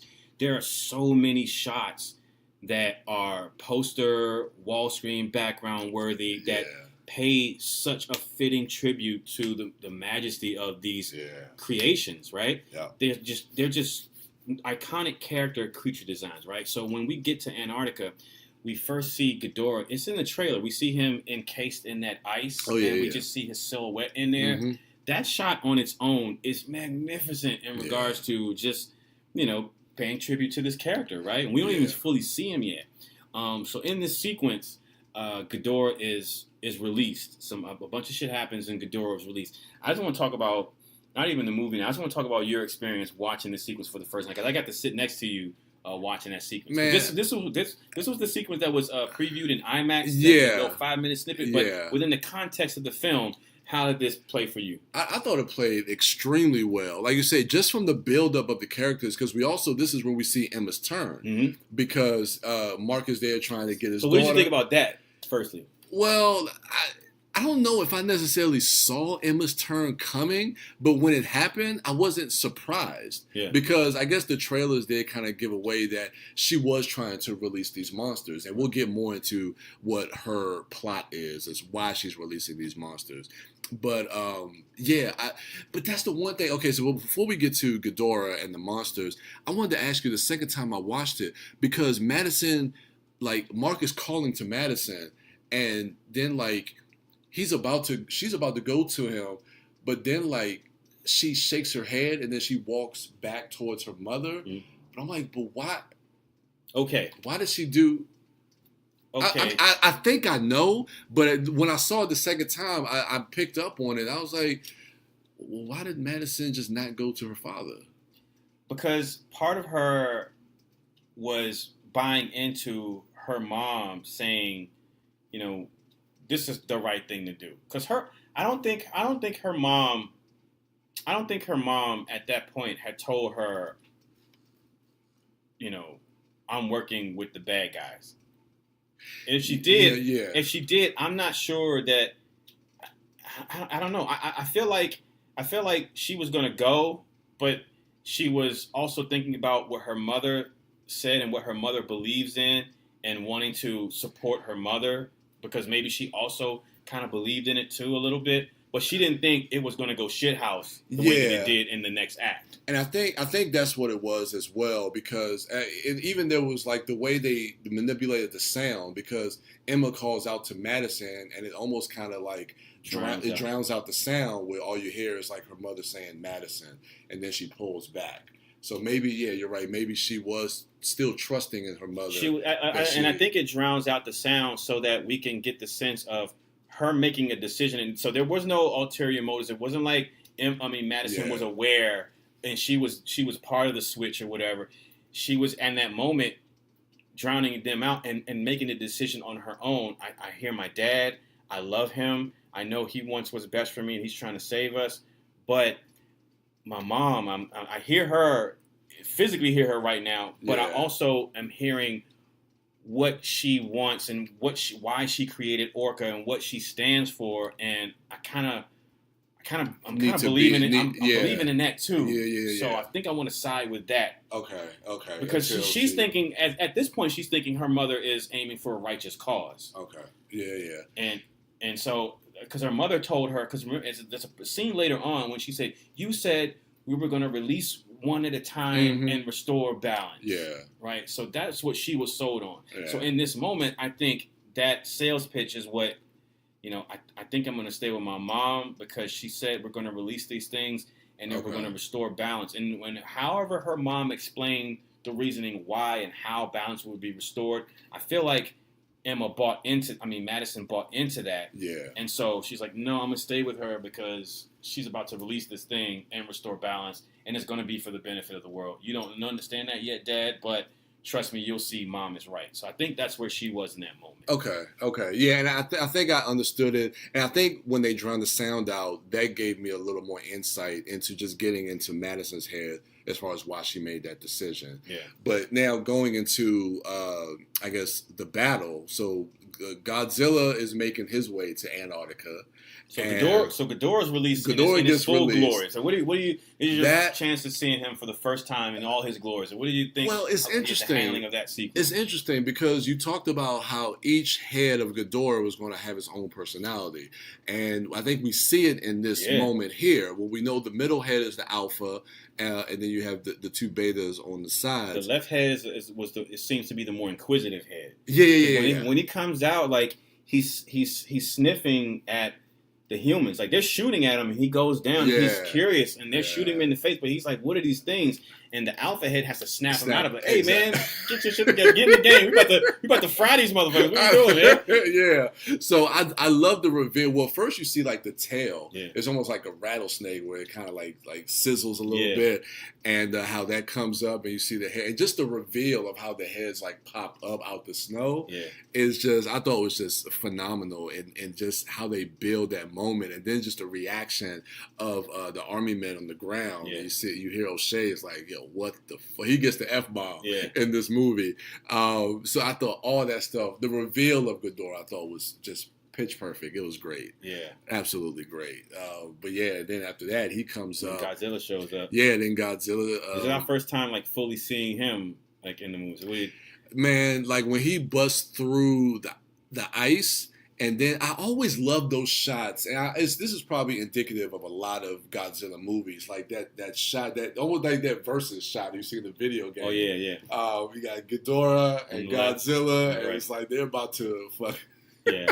And I just thought that shit was amazing, and then like, and I want to get into this more. The fucking sound design. Like when you saw this the first time in the IMAX auditorium at Tyson, dude, like, and so when Godzilla's about to do the atomic breath, and you see his tail light up, and it's like, and he blows it, and Ghidorah dodges it, and then she shoots it and like knocks him down. I was just like, oh shit, she got him, got him, and I was just like, and then after that moment. Like, for me, every time I saw Godzilla, it's almost like I could almost get into the brain of him. Like, he was pissed. He was like, man, that bitch got the best of me. I'm about to get. I'm like, nah, man, I gotta get back on that. But it was fun. It was amazing, man. It was good. Like, it's so much storytelling going on in the fights. And I think that's just the brilliance of Michael Dougherty, the way he's able to stage all that. And something significant, there's one of the first character deaths. Oh, God, Sally Hawkins. She dies. The first time I watched it, first and second time, I thought something fell on her. Yeah. The third time I watched it, I realized that Ghidorah ate her. So it looks like something falls, right? Then the next shot is Ghidorah. They show his head, and he's got that white chunk of snow in his mouth, and he crunches down on it. And the other one picks at like, what do you got? And he bites down on it. He bit that chunk of ground that she was standing on. That was her. He ate her. Shit. Yeah. Dr. Vivian Graham. Dr. Graham, Shit. And I was like, God damn. The third time I saw it, when I realized that's what happened, I was like, oh my God. Because the first time when I saw it, and I was under the impression something fell on her. Yeah. And I was like, that was a kind of a whack way for her to go. Like, it's random. Like, she died by debris and something falling on her. But that was kind of whacking and But having seen it and realized that it was Ghidorah that ate her, I was like, oh, shit. That just makes King Ghidorah all the more. I want Godzilla to fucking kill you now, right? So, I don't know. Like, that was shocking to me. But anyway, that scene ends with... So, I think you said storytelling going on in that fight. Correlating that to Mark's character and his character arc of, having this vengeance and vendetta against Godzilla to eventually coming to side with him and wanting to fight with him. I think that starts in this scene because on ground level, once Dr. Graham gets killed, Mark is thrown down. Oh, that's right. And he witnesses. He's like right underneath Godzilla and Ghidorah fighting, and he witnesses Godzilla fighting Ghidorah, and he sees that. Yeah. Well, if he doesn't fight this thing is going to kill all of us. Mm-hmm. So he's technically saving our lives right now. Yeah. And that thing just ate Dr. Graham, and he's fucking this thing up. So he blacks out. Ghidorah flies away, and then we transition to the next. This is the end of the first act. We transition to the next act of the film because now they're en route to Del Mar. Oh yeah, Isla Del Mar. Del Mar. Yeah. So he wakes up on the plane, like, you know, and everybody else is like, "Yo, what happened?" They're trying to go over the footage of her blowing the bomb, and you know, why would she do that? Maybe she was coerced into doing that. And then that's when we have Vera Farmiga's moment. We get her plot, like, her. So what do you think about that scene? I liked it, and I know we met up with Wife Dork. She was in the theater the first night that we saw it. I know after the movie we talked a little bit about it, and I think she kind of referred it to almost kind of like the Thanos complex a little bit. Well, yeah. And I thought it was interesting. I thought it was a good reasoning for why she was doing what she was doing, and I like the way Vera Farmiga plays that because, again, the same way you look at Thanos, you know that his actions are somebody that is insane and psychotic, but the way that they present themselves is someone who is completely in their right state of mind. And to them, they think that they're completely sane and right. And completely sane and right. And she plays it that way, and you're like, it almost kind of convincing. You're to like, do I believe? I think I believe her. Like, wait a minute, okay, you know, we have caused a lot of war. You know, we might be a disease. Maybe the world does need a fever. Yeah. I was like, no, she's not. And then Kyle Chandler comes back. Are you listening to yourself? He's talking to her, but then he's talking to us. Are you listening to yourself? Oh yeah, you're right. She crazy. My bad. But I thought it was effective. I thought it really worked. Where I think in the hands of a lesser actor, it could have come off kind of hokey, kind of hammy. Like, oh, come on, man, please. Because this scene is pivotal. I mean, her performance in pulling this off is pivotal because you have to buy that turn. Yeah. Because her motivation, because what she's about to do after this, she dooms the planet. Yeah. Like, she fucks the Earth up, basically. Yeah. I mean, kaiju, it's at the hands of the kaiju, but it's all because of her. Like, exactly. So you have to buy this moment because what comes after that is bad, right? Yeah. So I don't know. Like, kudos to her, and I do want to say this about the film also, and how we talked about how different it is from the first film, and I remarked that this film opens up the world and the world building and the stakes and the scope tremendously compared to the first film. Like, tremendously, and we'll get into, because it starts with this next sequence, but also outside of that is the presentation of Monarch, the presence of Monarch, because in the tone, right? So the first film was more grounded and realistic, right? This film, and I feel like it needed to do this in order to sell all the crazy shit that's coming, not only in this film but in the rest of the franchise. But this film, like, goes kind of nuts because Monarch apparently, I don't know who funds these motherfuckers, but they got underground research facilities. They got flying fortresses that can drop Osprey out of it. They got, like, technology, like, out the ass. Like, they're like the Super Space Force type deal, right? Yeah. And it's right in, but, you know, into casual fans and non-fans of the franchise, they might be like, what the fuck? But it's right in line with the older Godzilla films because they have what they call, in this film, the G-Team.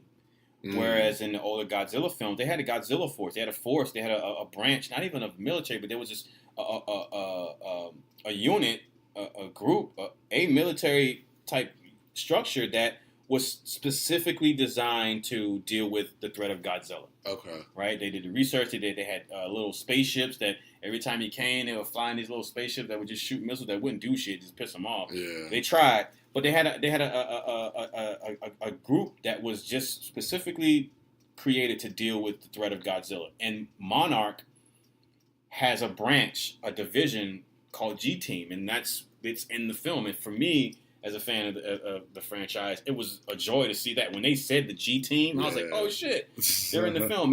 But they go a long way. Like, first of all, they have these different facilities around the world, these underground bunkers for, you know, that's another opening of the scope is that it's mentioned in the film that there are at the very least 17 kaiju found. Some of them are in deep hibernation. Mm-hmm. some of them are contained in Monarch facilities around the world, and we do get glimpses of those. And so the fact that they are stating that there are more kaiju, and then Monarch has these different facilities around the world, containment facilities, it opens and expands the reach of Monarch. It expands the mythology of Monarch and what they are and what their capabilities of and what they've been doing these last couple of years. Well, actually what they've been doing since Kong, Skull Island, which his presence is in this film, right? All throughout. What are your thoughts about that? I loved it, man, because I was thinking that they were just going to kind of keep him silent until maybe like a post-credit scene. Yeah. But the fact that like in the first maybe 5 or 10 minutes they name drop Kong and they mention Skull Island throughout the whole movie to let you know that yes, this is part of the same universe and that we are going to be revisiting this area and this character again. So I like how they did that. It didn't feel forced at all. No. Yeah. So we get to Isla Del Mar. We get the introduction of Rodan. Man, this sequence. I just want your reaction to this sequence. This sequence right here. This was probably like the sequence that had me up on my seat the most. For the simple fact that we talk about the trailers. Again, my favorite shot from the trailer was always that shot of him flying through the city and looking like an atomic blast. Like the shockwave of that. And we get to see that when the volcano erupts and Rodan comes out from the volcano, and we see it from the ground level. And then Rodan just looks terrifying. I mean, he's like this giant pterodactyl type of bird. That's on fire. And like when he flies and like you see the people running and they're trying to evacuate the city. And like you see like they focus on this one lady and her son. And then the military is trying to protect them. And, you know, he's holding her son. And it's just incredible. And then like you have one where the people are getting swept up in the and just to see all that from the ground level, it's just like, oh my God, it was that shit was horrifying. It was horrifying to see that. And again, it just shows you the magnitude of the power of these creatures. And then we get to the fighter jets. When that whole shit, and to see Rodan flying, like he flies low to the water, and then he does like the flap to like boost himself up. But when he does, do you notice the jets that were coming towards him, and he does the flap, he closes them in his wings. You didn't notice that? That's why he did that. To go up and to smash those jets. This shit is so fucking badass. And then like when he does like the tailspin thing, and then oh my God, dude. That whole sequence, and then like when he's going after like the stealth jet, the bomber, and they basically it's almost like a timer. They're racing towards Ghidorah because they know Ghidorah's in this storm, and they're like, okay, we got a minute till we're getting, and Rodan is right on their tail, and they're like 5 seconds. 4, 3, and then she dives down, and then when you see Ghidorah in that, this is another one of those why this is my favorite movie. This movie fetishizes that creature. There has never been a more badass shot of Ghidorah. Oh, the wide shot of the two of them. No. When you're head on and he's in the storm, he's silhouetted by the blackness of the cloud. Yeah, he's so sinister. Like oh my God! That's right. You see like all the three heads when they and he's just looking when the lightning hits and you see the silhouette. He looks like a boss. Like he looks like, okay, this is the one to beat. This is Godzilla's nemesis. He looks so terrifying and imposing. Like Michael Dougherty framed that shot perfectly. Yeah, and then the wide shot of like when they clash. Oh man, it's fun. Dude. Yeah, you're right. They fetishize the hell out of that. It looks gorgeous, man. Absolutely gorgeous. So in that sequence, Ghidorah throws Rodan down in the water. That's right. They're making an escape. Ghidorah is at the tail of the flying fortress. Godzilla comes at the last second. And as he's done previously in the franchise, he rips one of Ghidorah's heads off. But something happens that has not been done in the franchise before.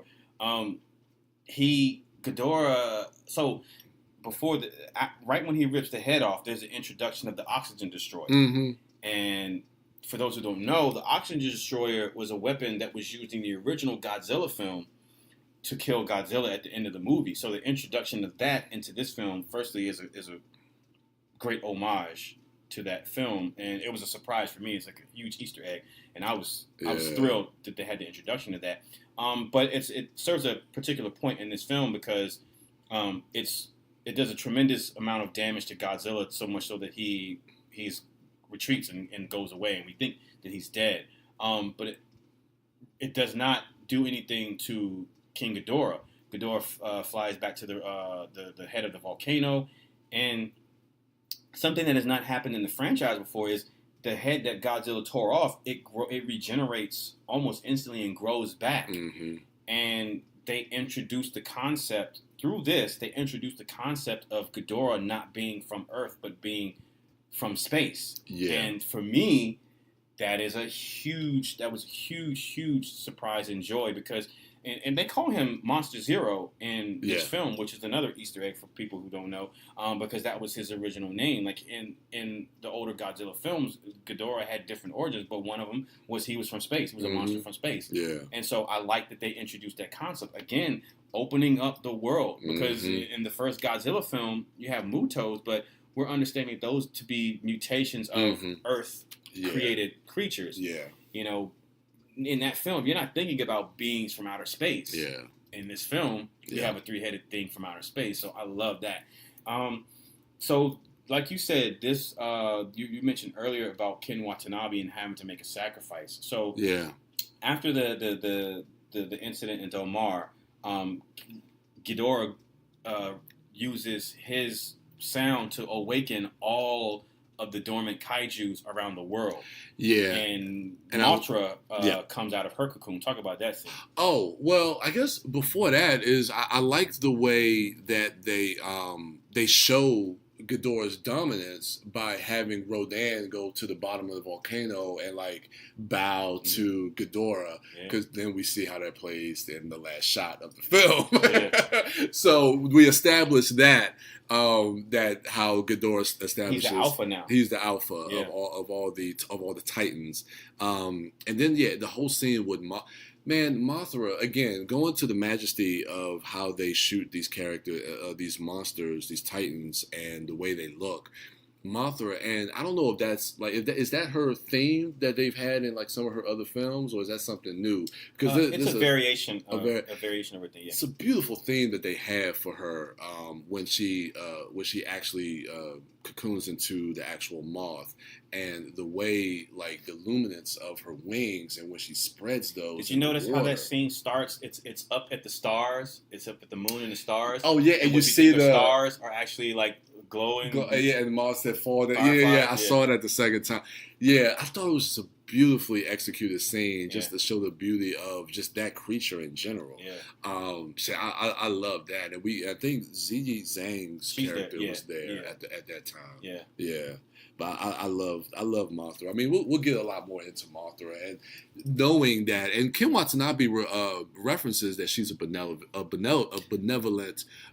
Titan. Well, we see that in the opening of the film, right? So when the larva hatches, and there's a disruption, and she's upset, and they're firing at her. She doesn't kill anybody. She could have easily used, because they show her like put one of her claws down. She could have easily killed those guys with her claws. But she uses her silk to just subdue them. Okay. She shoots silk, and she picks that one guy up. Instead of like biting him or dropping him, she throws him to the silk. Yeah. So we see there through her character actions that she expresses that she's a benevolent Titan in that way too. Which is something today when I was watching it, I took note of that, and I wanted to comment about that. So I'm glad you brought that up. All right. But she's a benevolent one. And so. Now we're going to the tail end of the second act of the film, where they have to. So I guess they think. Well, no, because they think Godzilla. They think he's dead. Yeah, Mothra because they lost his signal or his heartbeat. Right, and Mothra awakens, and they figure that the sound that she's emitting, there's only one creature that can understand it and respond to it. So they listen in, and they hear Godzilla that is still alive, and so they have the idea of trying to revive him. So that's when we get Ken Watanabe scene. So what are your thoughts on his last moments? That was interesting because where they find Godzilla is in this, I forget what they call it, but it's basically where his home. And they say, like, okay, he's resting there to kind of rejuvenate himself. But they say, look, that could take months. It could take years. We don't know how long. So we need to basically give him a jump start. Yeah. And to do that, they had to ignite an atomic bomb. Right. And I think something happened, like classic movies, like the detonator doesn't work, so now we gotta do it manually. We gotta do it manually. Yeah. And Ken Watanabe, Dr. Serizawa, nominates himself to go in there and do it. And I just thought it was just a beautiful scene, an absolutely beautiful scene, because if you look at his character just from the last Godzilla movie, because that's the only other, he wasn't in Kong, no. He loves this creature. He has an admiration for this creature, for Godzilla. And when he goes into that, I guess, like lava, like little air pocket wherever Godzilla is resting, first thing that really pointed out to me, and we're going to get more into the score, was the music and how the music plays into that moment that he has where he goes up to him and touches him and he says, "Goodbye, old friend," where he sets the timer to 60 seconds before it explodes. But I thought it was this self-sacrificing thing that he made, and Kyle Chandler even says it after he dies. He was like, look, he believed in Godzilla. Like, he believed that he was the one that could save us from all these other titans and save us. And that was the reason he made that sacrifice. And you can feel it as an audience member in that moment. It's such an intimate moment between him and Godzilla that I thought that it really, really worked. For me, it did. Yeah. My takeaway from that scene, I felt all of that, but on my third watch, as he's making his way up there, when they're sending the drones through this. So what happens is the sub goes. So there's the hollow Earth theory is introduced earlier into the film, right? And so they're theorizing that Godzilla uses these tunnels in the ocean that lead to the center of the Earth, which is hollow. So you can take a shortcut to another tunnel to exit on the other side of the Earth. So how he's traversing the planet and not just going on the outer, swimming on the ocean surface. He's cutting a shortcut to the Earth. Interesting. So that's what that submarine gets sucked in a vortex into one of those tunnels. And that's why he's like, the hollow Earth theory is true. Yeah, with Bradley Whitford. Right. Yeah. Okay. So they're like in the center of the Earth, sort of. Okay. Right? And so what's interesting, again, expanding the world, is there's a civilization down there. The carvings on the wall showed pictures of Godzilla at the top and people worshiping him. Okay. So there was a civilization of people who knew Godzilla. Godzilla has had interactions with humans, which would make it understandable when, he's having a face-to-face with Kyle Chandler and not just, what the fuck is this damn human? I know human beings. I've known them for eons. Yeah. You know what I'm saying? Okay. So there's world building, like, and details like that in the film. Right? Okay. So it puts Godzilla in that mind. It puts you in that mindset of, well, okay, he is a god, because that's what the guy says, that they have been worshipped. They are gods, right? And so that was my takeaway from watching this scene. So anyway, that bomb goes off. It works. The submarine surfaces, and they're like, did it work? And then Godzilla emerges from the ocean and shoots his fire up. Like, what are your thoughts about this? I love that scene. I mean, when he shoots the fire up, I mean, that's when we get the rebirth of Godzilla. And the score. Yeah. God, that fucking score. Now, I know this is... let's just talk about the score. I downloaded this after we saw it Thursday night, and I texted you yesterday that I've been listening to it and humming the Godzilla's theme since Thursday. And the thing is like, I'm assuming this theme has been around for decades. Since the original one. But man, maybe because I'm not a diehard fan, I don't really know about that. But man, the way this was done by Bear McCreary, he's been working his ass off the last couple of years. I know him mostly from Walking Dead, but I know he's starting to do more film scores. But man, what he was able to do by taking some of those original themes and incorporating that into this film, it works so well. So fucking well. Yeah. And I like the moment Godzilla has with Kyle Chandler where they're kind of looking at each other. And then, he set a course to Boston. To Boston, yeah. So the final act of the film takes place in Boston. So they have to go through, so Monarch has to they stopped by DC on their way to Boston because yeah. Ghidorah is another cool thing about this film and how they, you know, the mythology around Ghidorah, how they created him and make it different is that he is such a different being that he creates hurricanes around him. He can affect the weather around him. Yeah. So we see that shot from the trailer where DC is an apocalyptic wasteland. I was surprised that the movie scope went that far as to destroy everything in that way. Like it's half submerged underwater. Yeah, which I was shocked. I didn't realize that in the trailer when you see that shot. I didn't realize it was submerged in water. No. Yeah. And so that's happening, and Ghidorah's making his way to Boston because the signal's been sent out there to counter his own. So he's going to go stop that signal because Millie Bobby. That's right. She ran away from her mother. That's where they lived. They lived in Boston. I think they were posted up somewhere near Boston. Yeah. I think they were at one Boston outpost. One of the outposts. So she goes there and she tries to signal the broadcast, and she makes all the other kaiju become dormant again. And Ghidorah's like, what the fuck? So let me go find the source and destroy it. So that's where they have the final the final clash. So what are your thoughts on the last act of that film? Man, amazing. Absolutely amazing. I mean, this is the crescendo of everything that we've seen so far because Ghidorah, everything with her trying to get to Millie Bobby Brown, and then we get Emma, her character is now... well, she leaves from Taiwan, and then so she's going out. She takes a Humvee to try to go and get her daughter, which they're at Fenway Park, and then Kyle Chandler gets there as well. But just get into the kaiju stuff, man. When fucking Godzilla comes in, and then Bradley Whitford says, you know, hey, whatever Serizawa did is like worked too well because he's going to explode in like 12. I think the countdown was like 12 minutes or something like that. So that's a callback to Godzilla versus Destroyer. Okay. Right? So in Godzilla, the movie that preceded that one was Godzilla versus Space Godzilla. So because of because of what happened in that movie, like Godzilla became quote unquote sick, and it carried over into Godzilla versus Destroyer.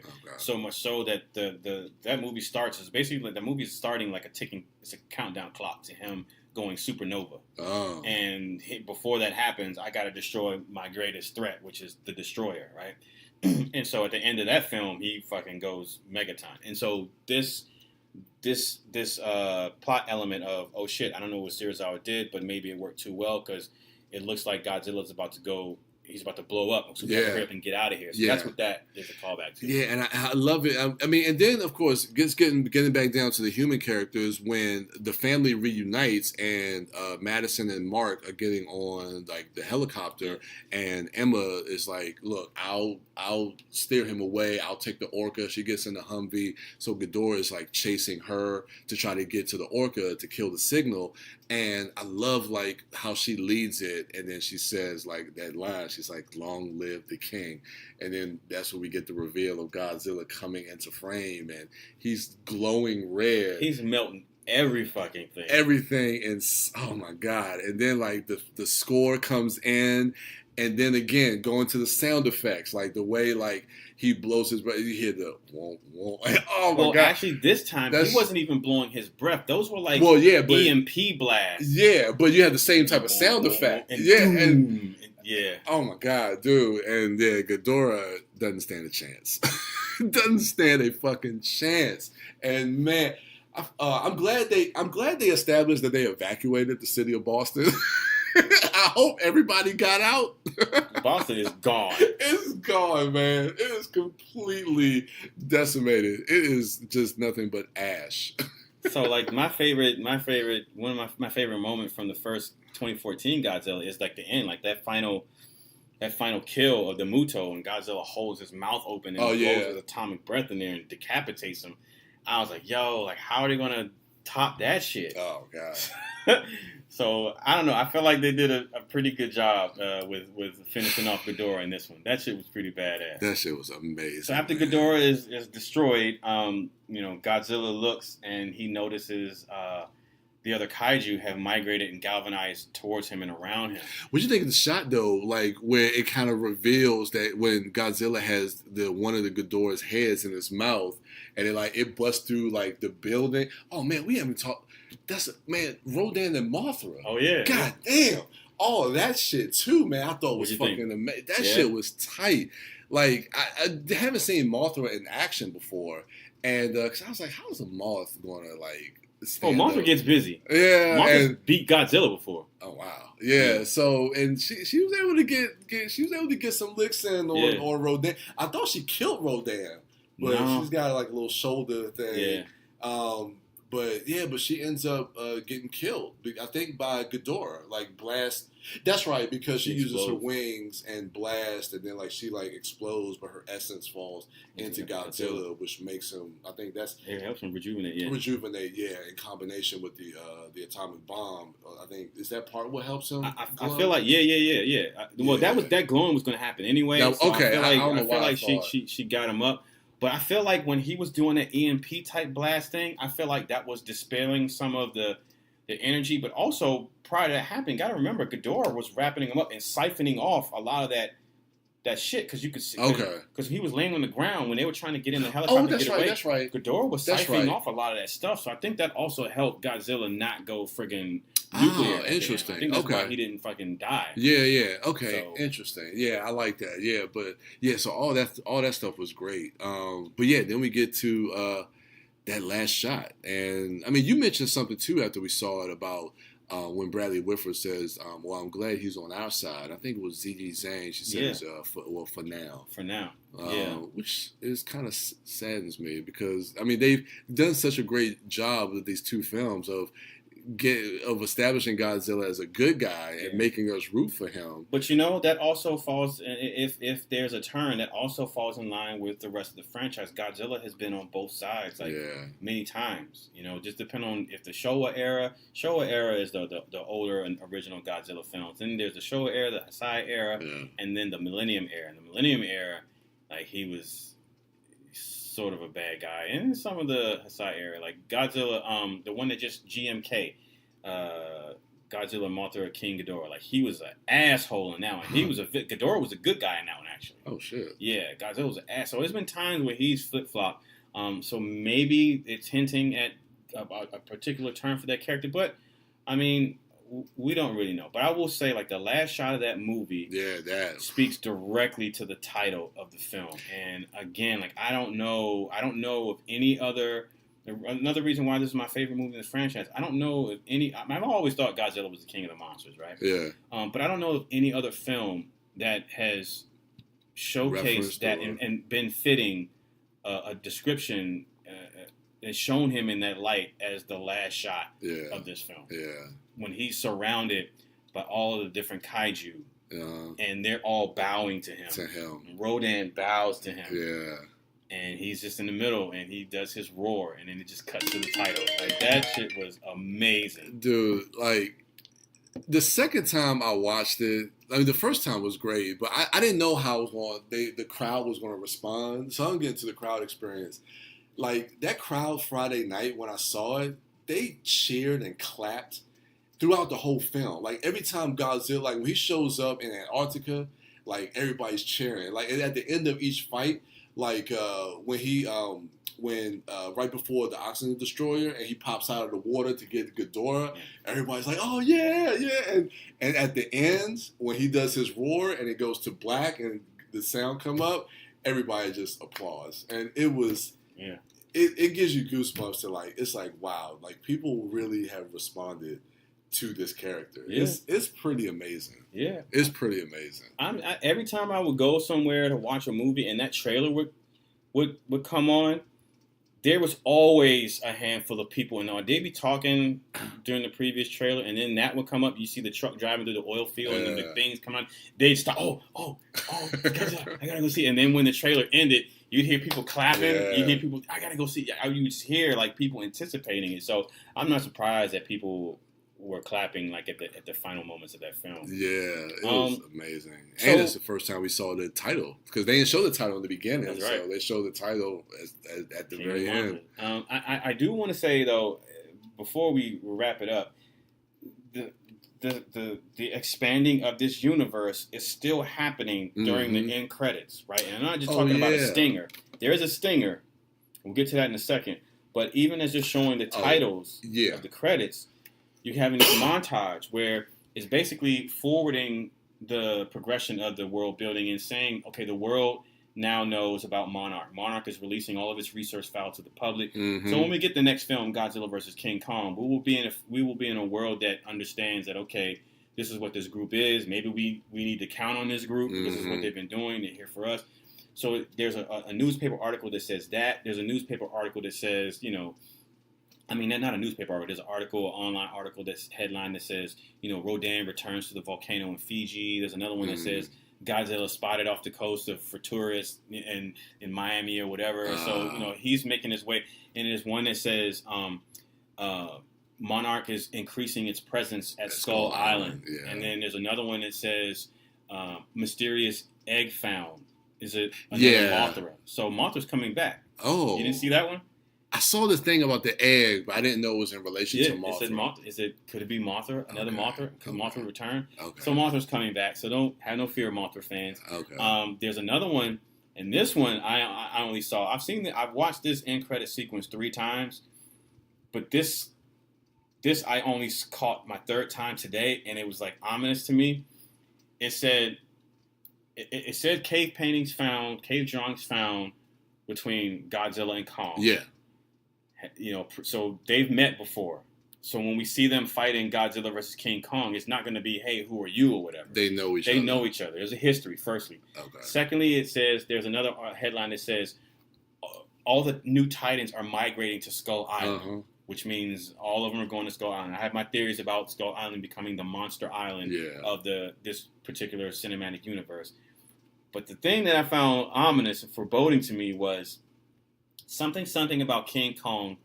What's a king to a god? I saw that one. And I was like, oh, no. I know. I picked up on that one the second time. I remember in King Kong, in Skull Island, the mythology of Kong was that the people of Skull Island referred to Kong as a god. They worshipped him as a god.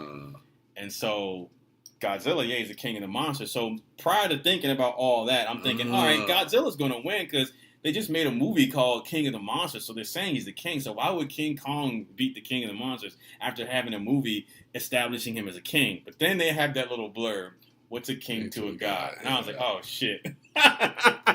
Oh, no. I don't know, man. It's not going to look good for my boy, man. I don't know, man. This is, like I said, this is a classic Batman v Superman. Like, who would win in a fight? And I don't know who people consider as the good guy or the protagonist. And I don't know. But I like both of these characters, Me too. Man. Me too. And after this movie, I'm so on board with Godzilla. Me too.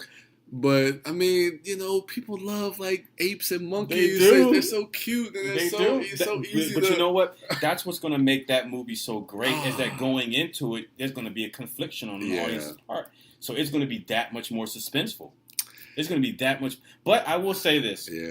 The stinger gives me hope, right? It relieves me a little bit. Because at the end of the film, the stinger is Charles Dance's character, Jonah, his organization, his eco-terrorist group still exists. And they're taking down this back alley black market place. And they're shown this bit of merchandise that they have for sale. And it is one of the heads of Ghidorah. Yeah. Right? And so he says, I'll take it. Yep. And so I was telling Brian that in previous Godzilla films, in regards to King Ghidorah, what has happened is there's been some part of him left after being fucked up by Godzilla. And some group somewhere where there's an anti-Godzilla force, what they'll do is they'll take the remains of Ghidorah and then basically turn into like a cyborg. So you have Mecha Ghidorah. So he's like half robot, half Ghidorah. And they try to control it and use it to fight Godzilla. Yeah. This could happen in that. Or they could take the DNA found and create another Ghidorah to do eco-terrorism with, right? Yeah. So if that's going to happen, if there's going to be another Ghidorah, it's less likely that, and it's most likely going to happen in Godzilla versus King Kong. Ghidorah is going to return in some fashion, whether it be half robot or whatever the fuck. And with the introduction of all this technology that exists in this world, that's another reason why I say it had to happen. As ridiculous as it is, all this technology has to happen that when you do have a Mecha Godzilla or a Mecha Ghidorah, it feels like it makes sense, right? Yeah. So anyway, with the introduction of another Ghidorah, it's less likely that Godzilla will kill Kong or Kong will kill Godzilla, right? They're going to, like you said, Batman v Superman, they're going to have a fight probably in that second act of the film. Kong might best Godzilla, but I don't think he's going to kill him. Nah. And then in that third act, they're going to team up and fight the greater threat. Yeah. So that kind of gives me some type of solace in that. Because I would, it goes to the whole Batman beating Superman thing. Like, in this case, Godzilla is my Superman. I just don't think that.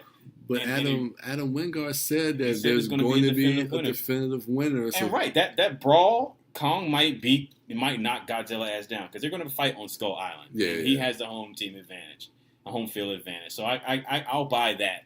But it's gonna be a fight that he'll win. He ain't gonna win the war. Like, if Godzilla get up and say, "Let's go again," like, I don't know. But anyway, I enjoyed the film all 3 times I've seen it. I watched it next to an 11-year-old today, and I was so jealous and envious of him because if I was 11 years old and this was my Godzilla movie, I would have shit my pants. Amazing. Yeah, man. So I don't know. This movie lived up to all my expectations and exceeded them. I just, at the very least, I just needed it to be good. I just needed to like it as much as the first one, if not a little bit more, or else I would have been heartbroken because I was anticipating it so much, being such a Godzilla fan. And this movie delivered for me, so I am extremely satisfied, and I'm crazy excited now for Kong versus. I'm stupid excited to go to Comic-Con and see. I hope they show footage because I'm gonna be pumped now. I know. I'm looking forward to that as much as I'm looking forward to like a Marvel Phase 4 announcement. Yeah, I'm all into this universe now, man. Yep, I am. I mean, any reservations I had about the first Godzilla have all been eradicated with this movie, and I enjoyed Skull Island. I really like that movie, but this one, by far, is the best so far. So hopefully this movie does well through the summer months. It is a summer blockbuster popcorn film in every sense of the word. Yeah. And definitely a theater experience. Oh, yeah. If you can see it in the best possible presentation, please do yourself a favor. It will help if you are in an IMAX screen, and not just because the screen is bigger, but also because the image is brighter, and also the sound design definitely warrants a good premium sound experience, sound system. So, yeah, man, 2 thumbs up for Godzilla, man. King of the Monsters, man. Hit us up on social media and let us know what you thought of the film if you've seen it. If not, go watch it. If you've seen it, go watch it again. Support that film so we can definitely get our Godzilla versus Kong. It's next year, man. It's next year. Yeah, and there was enough fighting in this movie for all the haters. Shut up. Damn, B. All right, he's not wrong. There is. There's a lot. All right. But on that note, what are you looking forward to this week, man? Oh, goodness. Dare I say, Dark Phoenix? Is that coming out? It is coming out this week. Oh. Dude, I totally forgot about it. And I looked up the show times to see if it was sold out. And you couldn't get a seat. No, I could find. You can sit wherever you want it. God damn. And we're less than a week from a superhero movie, and I can still just get tickets at any point. And I don't know, man. I mean, look, I'm not like you and Brad as far as like how you guys look at the X-Men, Fox X-Men franchise with disdain. Yeah, I like them just fine. Yeah. So I'm looking forward to this movie. I like the actors, but yeah, it's just time to wrap this up and end it. It's just time. Yeah. So, hopefully they can just release this movie and just let it go through its run quietly, so they can just rid of it and just have Marvel start fresh whenever they want to pick up the X-Men. But yeah, let's just try to get through this as painless as possible. Damn, just rip it off. And it could be good. I'm going in. That's the thing. Like, if it's good, I'll just be pleasantly surprised. Yeah. Like, yay. Yeah. So, I don't know. What else comes out? Late Night, that indie movie with Mindy Kaling comes out. Yeah. And Secret Life of Pets, which I'm not going to see. I've seen that. Yeah. Oh, a sequel? Yeah. I saw, and I had an advanced screening. Oh, okay. So, yeah. Oh, yeah. But that's all that's coming out. That's it? Yeah, that's it. All right, I guess that's what I'm looking forward to too. Then X-Men. Yeah. Damn. I might try to watch that Netflix miniseries. I did catch the Deadwood movie. That movie was good. That's how you end a series. That's how you fittingly end the series. Oh my God. So Okay. I'll say that's all I'm saying. So yeah, you can follow that guy at the Turtle Dork on Twitter, at the Turtle Dork 1 on Instagram, and at Brian William Young on Facebook. Wife Dork is at Sidewalk Siren and at Bake Dork on Twitter and Instagram. She's also at Sidewalk Siren on Letterboxd. Mouth Dork is at Mouth Dork on Twitter, Instagram, Facebook, Letterboxd, and Untappd. I am Darren Smith, the Disco Dork on all social medias. That is going to do it for us. Thank you all for listening. Enjoy the rest of your week. Be on the lookout for this Friday, our fistful of, in honor of Brian's most anticipated movie of the summer, Dark Phoenix. We have a fistful of good gone bad. So that's going to do it for us. Thank you all for listening. Enjoy the rest of your week. And until next time.